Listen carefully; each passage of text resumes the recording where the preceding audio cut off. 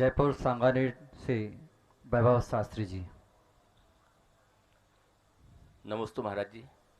मैंने बहुत सारे पंचकल्याणक देखे, पर एक दृश्य उसमें जो रहता है कि इंद्राणी जब बालक को चुरा कर लाती है और इंद्र उससे देखने की बार बार जीत करता है कि हमको एक बार दिखा दे, एक बार दिखा दे।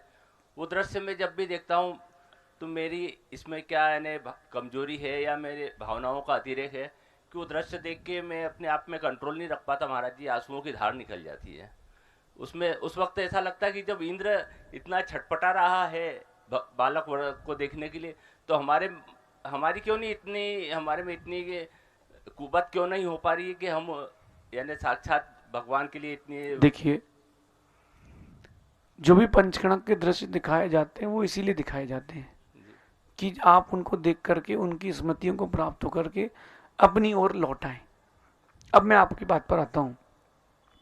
जैसे इंद्राणी वो छुपाती है, दिखाती नहीं है, इतना सारा नाटक नहीं होता, क्योंकि भगवान को इंद्राणी चुराती नहीं है, वो माया पूर्वक ले जाती है और ला करके, क्योंकि वो पूज्य पुरुषों की बात है तो उसके लिए अपन शब्दों का भी एक अच्छा संभाषण करते हैं। तो जब वो इंद्राणी माया रूपी बालक को रख करके माँ को निद्रा में सुला करके ले जाती है, तो वो पूरी प्रक्रिया अंतर्मूर्त की है। ऐसा नहीं है कि दिन भर बढ़िया ले गए भगवान को नहला ही रहे हैं सुमेरु में, ऐसा नहीं है। वो पूरी प्रक्रिया अंतर्मूर्त की है।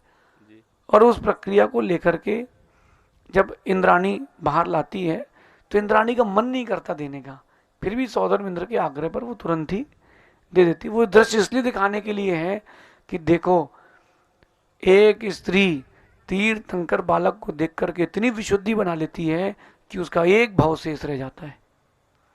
वो दृश्य दिखाने के लिए है।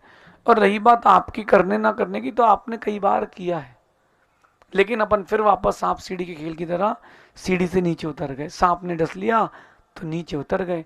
लेकिन अब इस बार जब नरीवन में होगा तब पात्र बनना, जी गुरुदेव। इंद्राणी नहीं बनना, इंद्र बनना। इंद्र बनना। और यही सोचना कि चलो आज मेरी पर्याय धन्य हुई, भगवान इसका कोई फल हो तो यहाँ से सम्यक पूर्वक मरण करके मैं स्वर्ग में देव बनूं और भगवान के कल्याणक मनाते रहूं, ऐसा समझिए। जी गुरुदेव, यही इच्छा है मेरी।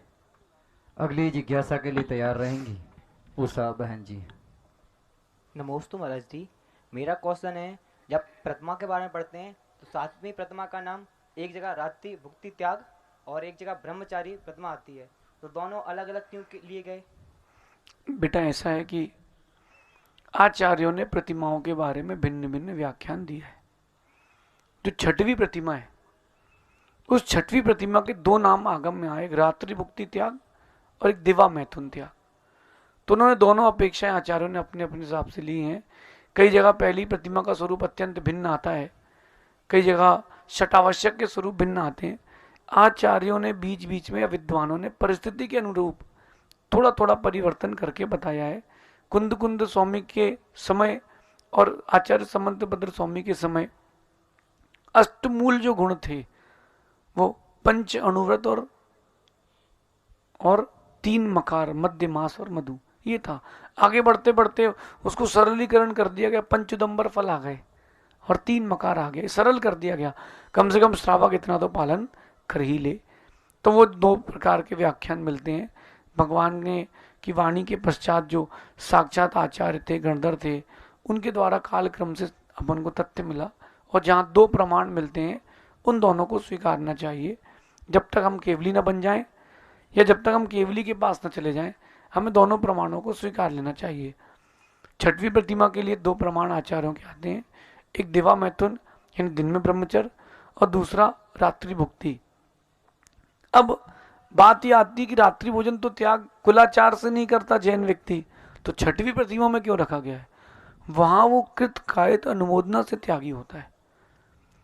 अभी तक उसका त्याग था, लेकिन कृत कायत अनुमोदना उसकी चलती रहती थी। एक माँ ने रात्रि भोजन का त्याग कर दिया, अपने बेटे को वो रात को भजिया बना के खिला देती है।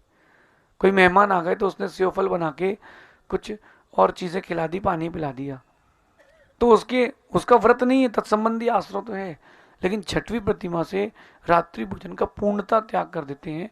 और फिर उस रात्रि भोजन के 9 कोटि से त्याग करने के बाद ब्रह्मचर्य और आरंभ त्याग की प्रतिमा प्रारंभ होती है। आचार्यों के 2 प्रमाण हैं, दोनों को स्वीकारना।